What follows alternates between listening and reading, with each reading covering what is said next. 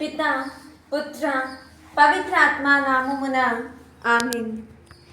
దేవుని ప్రియపుత్రుడైన జ్ఞానవాణి ప్రేక్షకులకు హృదిపాడి నాట్యమాడి నా రాగంతో మరియు ప్రకృతి రాగాలతో మీ అందరికీ దేవుని పేరిట శుభోదయం మరియు శుభాశీస్సులు. ఈరోజు మన ధ్యానాంశం ప్రణాళికల పట్ల ప్రార్థనా వినయము. ఈ పర్వదినాన దేవుని ప్రియపుత్రుడును మహారాజును అయినటువంటి దావీదు దేవుని కోరికను తెలుసుకొని నమ్రతతో ఒక గొర్రె వలె సాధు స్వభావంతో వినమ్ర హృదయంతో ప్రార్థించిన గొప్ప మహానుభావుడు దావీదు మహారాజు. దేవాది దేవుడు చేసిన వర్ణింపలేనటువంటి మేలులను తలంచి స్తుతించి ఇక ముందు కూడా నెరవేర్చి ఆయన చల్లని చూపును తరతరముల వరకు ప్రసరింపచేయమని ధైర్య సాహస విశ్వాసంతో జీవించిన ఒక గొప్ప రాజు దావీదు.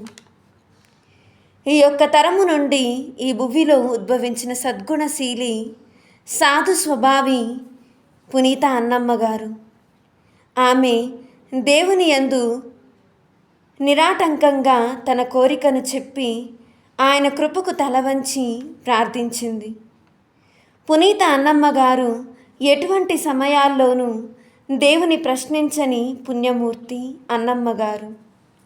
ఆమె యొక్క స్థిరమైన ప్రేమ విశ్వాసం ఎన్ని ఆటుపోటులకు గురి అయినను తరగని నమ్మకంతో కన్నీటితో వినమ్రతతో ప్రార్థించి వరాల పంటను వరపుత్రికను సద్గుణ రాశిని గర్భమున మోసి జన్మనిచ్చిన ఓ పుణ్యవనిత దీన సాధుశీల పునీత అన్నమ్మ గారు.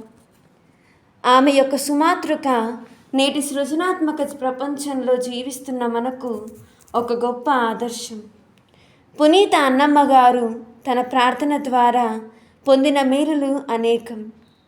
ఒక తల్లిగా అన్నీ సక్రమంగా నిర్వహిస్తూ వరపుత్రికను తీర్చిదిద్దిన ఓ వరాలతో నిండి పొంగి పొర్లుతున్న ఒక పాత్ర పునీత అన్నమ్మ గారు.